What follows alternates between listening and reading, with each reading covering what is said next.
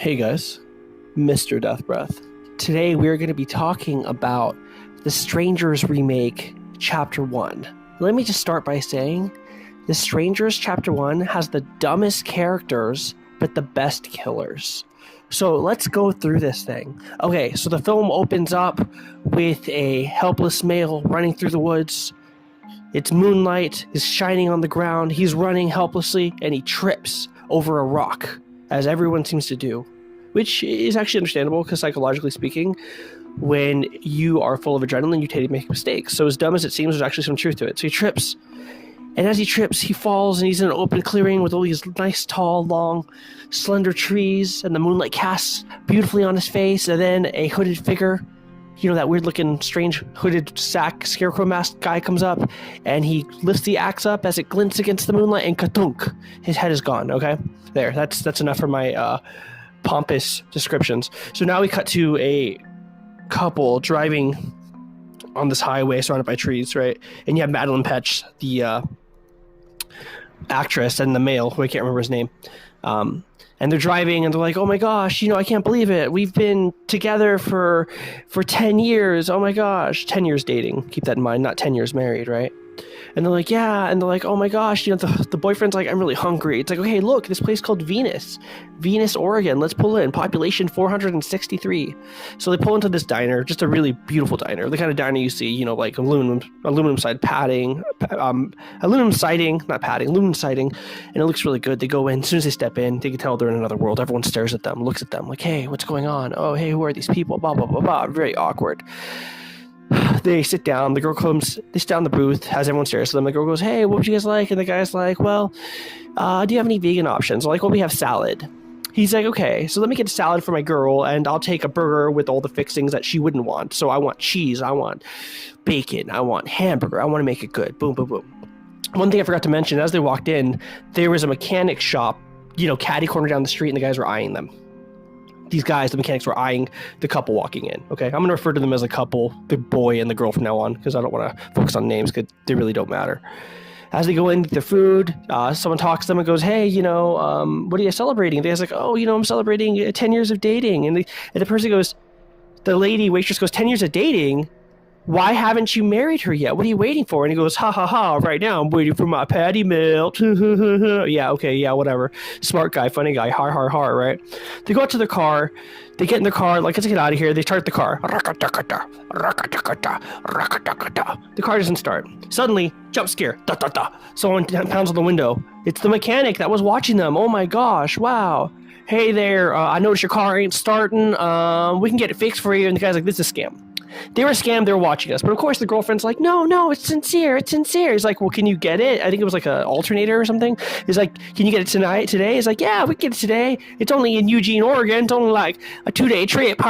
He's like, we can have it tomorrow. They're like, fine. He's like, it's a scam. The girlfriend's like, no, it's not a scam. So this nice waitress goes and says, hey, there's a place you could stay. There's one of those internet houses, air quotes, their words, not mine, aka an Airbnb. You could stay at this internet house Airbnb. And you can go and have a good time there and just stay there. It's really nice. Usually it's for hunting, but it's not for hunting this time. It's just an Airbnb that you could stay at. So you'll have no issues. They're like, okay, let's go. So they go to this cabin, super nice. Suddenly they start making out. He gets turned on by her. She gets turned on by him. She calls him a jerk for being a rude jerk to the mechanic guy. He's like, I don't trust these hillbilly yokels, blah, blah, blah. They start making out. Things are getting hot and heavy. They take it to the house. They start making out again. He puts her on the kitchen table. You hear her pants getting buttoned. He unbuttons his shirt. They start getting smoochy and grabby. Everything's just wonderful and good, and they're having a good time. And then they open the door. Or they look outside the door and they see a figure, a spooky dark figure, complete black. Is Tamara home? If you remember the first movie, major callback to that. They go, no, Tamara's not home. They open the door and they still can't see the figure. It's just a shadow. They shut the door. They go back to doing their thing and suddenly the girl's like, man, I'm really hungry. And the guy's like, dang, and we don't have any groceries and our fridge isn't working, so we can't refrigerate our beer. So she's like, I'm gonna call the guy to have him come, the guy that runs the cabin, and have him come and fix the fridge. And he's like, well, there's a motorcycle outside, I can take it to get to town. She's like, you can't ride a motorcycle. He's like, oh yes I can. So let's cut back to the boyfriend driving off on the motorcycle. We don't see him for a while, okay? But don't worry, that's not the last we see of him. So then the girl ends up like putting on, well, you don't see her putting on, but she ends up basically being in a long t-shirt, you know, and she's walking around and she starts smoking a joint and starts listening to a record, and then, is Tamara home? And she gets really frustrated. She goes, we already told you Tamara's not home, okay? We already told you Tamara's not home, so please just go. And he goes, is Tamara home? Again, she looks through the peephole, and then suddenly she sees this dark figure appear and covers the peephole with their hand. Okay, boom, creepy, right? Yeah.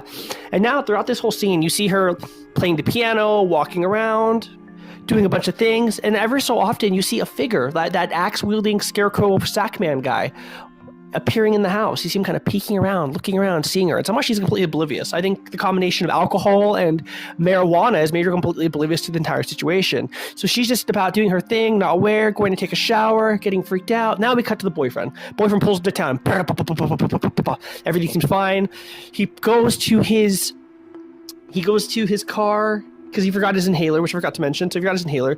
And suddenly as he's coming out of the car, the mechanic's like, hey, what are you doing? He's like, I'm just here to get my thing I forgot in the car. And he's like, I could have hit you. And he pulls up the giant socket wrench quickly, almost in a threatening manner. And he's like, I'm going to go, okay? He's like, you should have told me something. He's like, I'm just going to go. He slowly backs away, keeping his hands up, trying to de-escalate the situation, jumps on his bike. Then he goes into this local eatery. It's like an outdoor patio burger place. And he sees some locals, hey, you want to have a drink with us? He's like, yeah, I really can't. He's like, oh, he thinks he's better than us. He thinks he's better than us. Start, bickering how they think he's better than him when he's just trying to get to his girl. And he's like, yeah, can I get a cheeseburger with all the fixings? And can I get a cheeseburger with no cheese, no meat, lettuce, tomato? And the person at the front kind of looks at him like, are you serious? And she's like, Billy, come here. And it almost seems like there's going to be a confrontation about him ordering a burger without meat, but it just kind of cuts. So, she gets back on the bike, drives off. Suddenly we have the girl and she's taking a shower. And as she's taking a shower, she's having the best shower of her life. Being a person with long hair, when you wash your hair, it's long, it feels nice. So she's like running her finger through her hair. She's like totally enjoying the shower. You really feel the enjoyment of it. And then you see an image of the Scarecrow Man standing right there. And she has a glass window and he's standing right there. Like right there. And then suddenly she gets this icky feeling that someone's watching her. So she turns to look. But as she looks, he's gone, right? She gets out of the shower. She starts playing piano. She's playing, like the Beethoven song, one of the songs you've heard before, like doon doon doon doon doon doon doon doon doon doon, that kind of thing. And as she's playing it, she hears creaking. Ignores it, keeps playing. Creaking in a house doesn't really matter. And as she's doing that, then we cut to a scene where you realize someone's sitting in the chair. She's looking at the chair that's, like in front of her. Like you see it from behind. You realize there's a body there until it comes into focus. And you notice there's a mirror above her that she doesn't seem to notice as she's playing the piano, staring at the keys. Personally, I'd be looking around when I'm in a place I don't know. I look around, I get concerned, I get worried. I look around. And you see in the reflection the Scarecrow dude sitting on the chair. And then as she looks up, he's gone, right? So suddenly she is, I forget what she's doing. She's just walking through the house for some reason, has a record play going, and then the lights go out. As the lights go, she goes, oh crap, and she's kind of getting freaked out. So she does what everyone else does. She ends up getting her flashlight on her phone, which is wonderful, because a tiny flashlight in the dark it's never made anyone feel better, and it certainly doesn't make me feel better. She's wobbling and wandering around through the dark in this place that she barely knows about, in this cabin, and she goes into the closet, and as she's going into the closet to try to find a bigger flashlight, she suddenly sees this doll-faced mask person. And she starts getting chased, runs, freaks out, runs into a room that she's never been in, because again, she hasn't been in this house. And when they walked into this cabin, they didn't seem to bother checking any room, even acknowledging the fact there was an upstairs, which they didn't seem to acknowledge when they walked in. So we don't even know if they've been upstairs, but they're just willingly trusting all this, right? So she ended up going in there and hiding and freaking out, and she keeps her light on the whole time, even though the lights in the place is off. So the killer knows that there's a beam on the floor, and she knows someone's coming. She hears a pounding on the door. She freaks out, starts screaming. She hears a pounding again. The door opens, and you think it's going to be the doll face, but guess who it is? It's the boyfriend. If you didn't see that coming, well, you did. Okay, so there was another jump scare. So after this, they're kind of like, oh, what's going on? They're like, yeah, there was a guy here. There was someone in the house. The boyfriend's like, you're crazy. And he goes into the closet. And as he goes to the closet, he sees like a picture of what looks like a doll, like a doll painting, almost like a traditional tattoo image, but framed.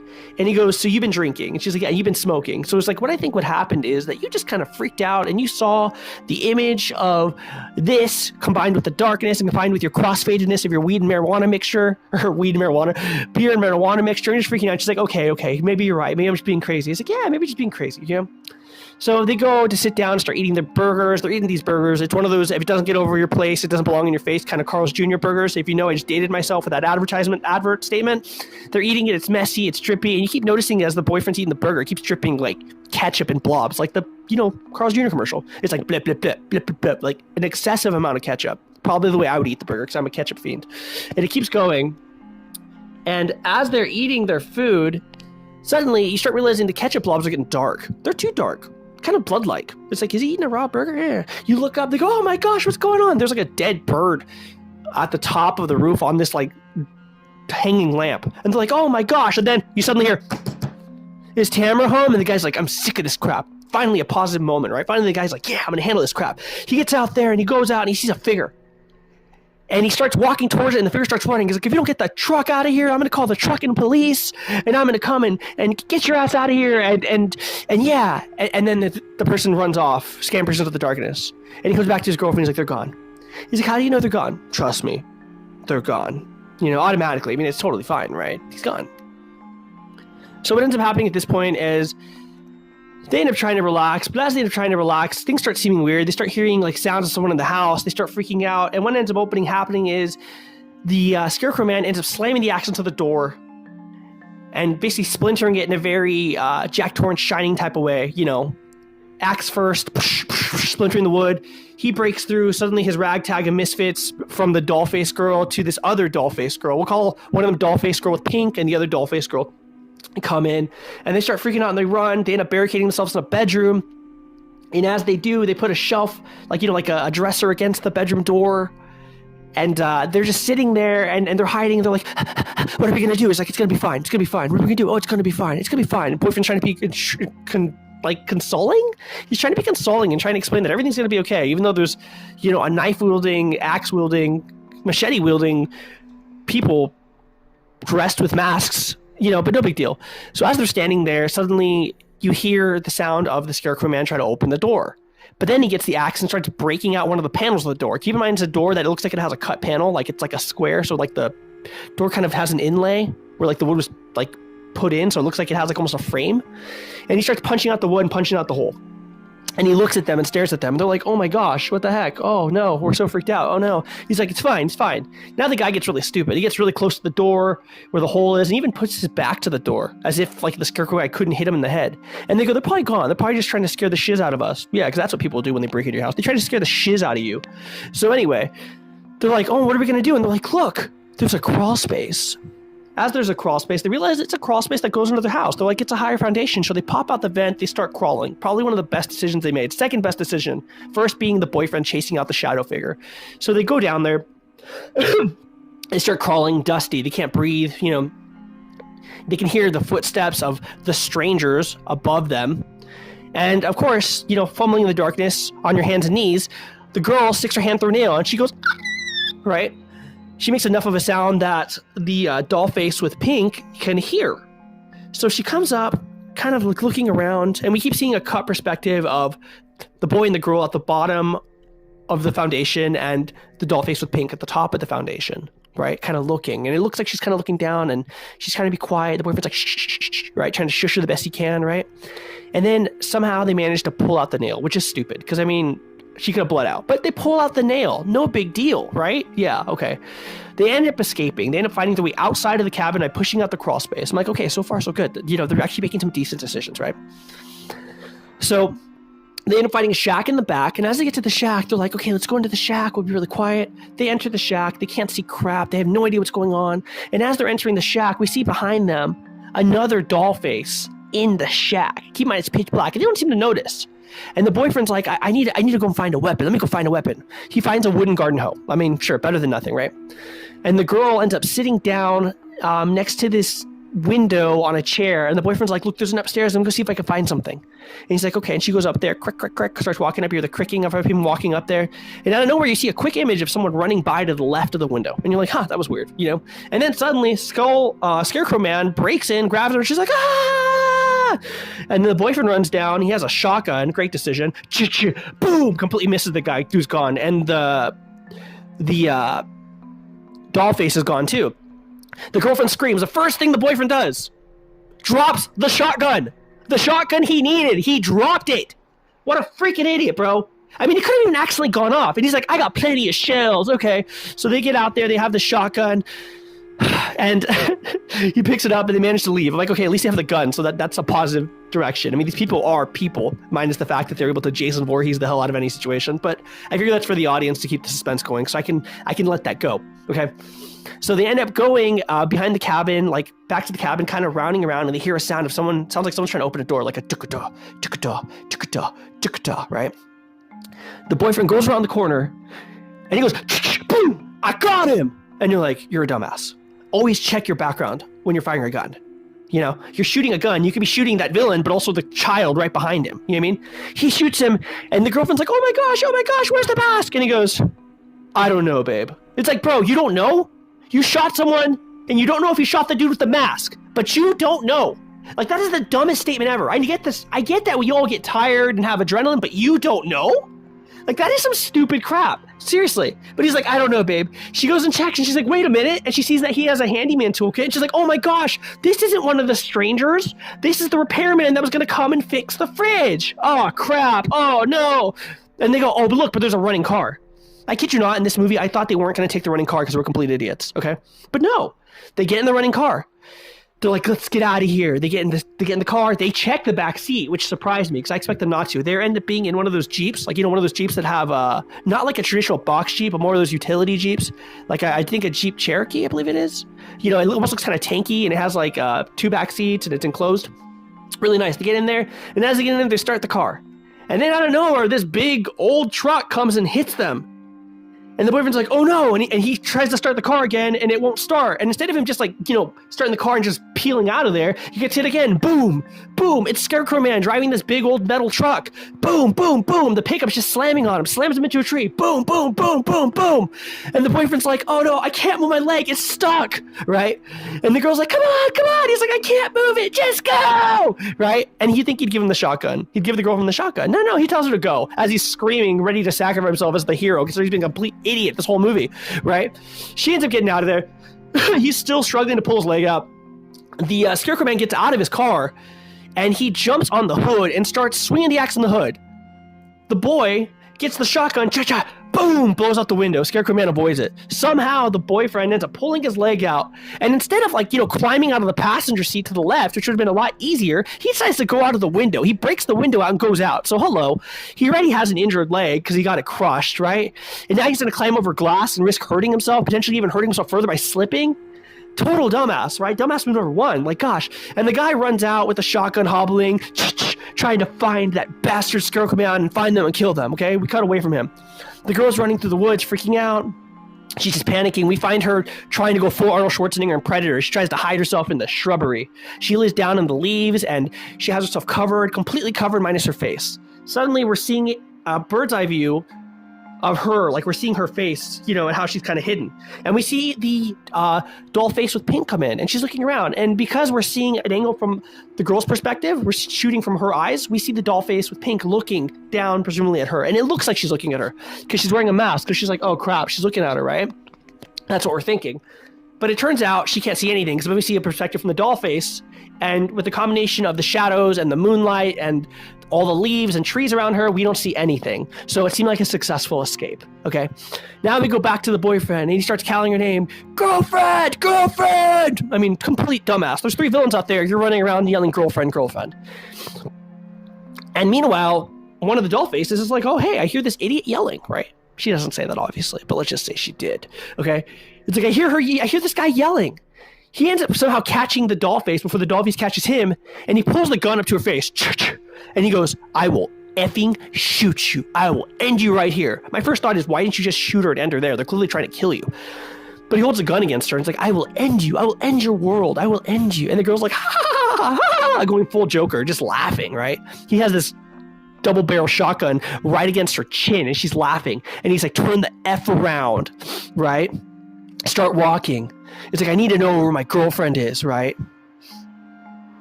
And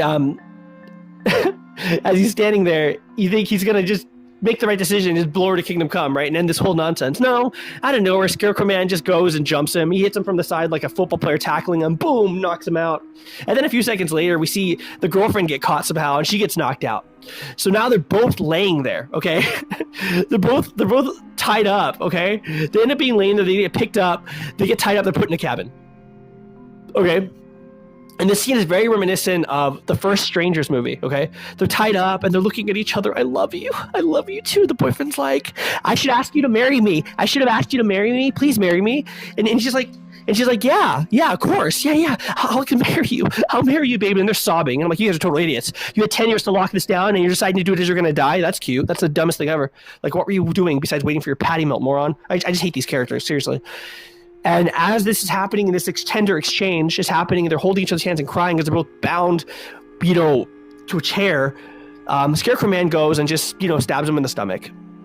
And the boyfriend starts bleeding. He's like, bleh, starts dribbling out of his mouth like a toddler not being able to hold his juice in his mouth.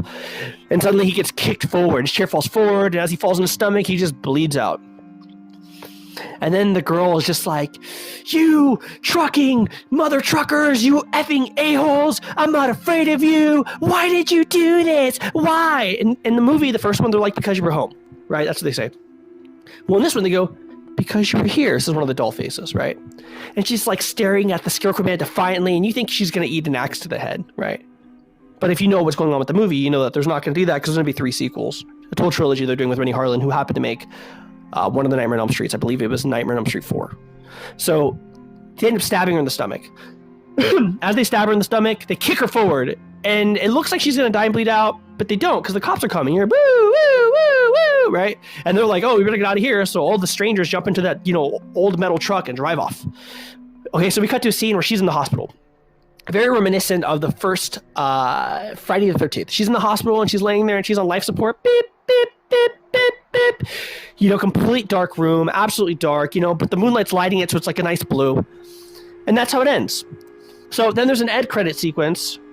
And as she's laying there, you see her get up. But as she's laying there and get up, you see the Scarecrow Man is right beside her. Okay, so this movie was pretty awful. I got to see it, thankfully, because I got a T-Mobile thing and they had a free T-Mobile ticket. I figured, why not? Renny Harlin, he made a good Nightmare on Elm Street. I liked what he did. I believe he's also responsible for Die Hard, I believe. I could be wrong. And I'm like, okay, let's just see how this goes, right? So I watched it with an open mind, and it's one of those movies where really, the characters are absolutely stupid. Absolutely stupid. Why would you get a shotgun and drop it? Why wouldn't you not check who was there before you shot? It isn't like shoot first, ask questions later. That's how you get manslaughter. You know what I mean? It's just so many baffling decisions, like if you saw a place that looked strange, like a group of people, you'd leave. I pulled into places in my life where I thought the situation looked odd and I chose to leave. It's like, and then the girlfriend not believing that the boyfriend was being scammed by the mechanics. It was just so many dumb situations. The killers were smart though, because they managed to be everywhere the victims were going to be at every time. I mean, let's take away the supernatural ability, but they managed to do that, and that was good. And I do think that this series can potentially have some potential, because they are making it a trilogy. So I heard that the second and third movie are going to deal with Survivors Guild. So it could really ultimately be being a better film. The sum of its parts can be better than One Piece as it is, But who knows? Overall, I'm going to give The Strangers a rating of a C- because it was pretty awful. It was, I don't know if it added anything better to The Strangers, the original film, because the original film was so heavily requiring jump scares. First time I saw it, I thought it was great because it was so heavy on the audio to get you going. But it just didn't do it. Also, guys, I want to give a shout out to my buddies, One Eye Open Productions. Check them out. Guys, follow me on YouTube. Thanks for listening, and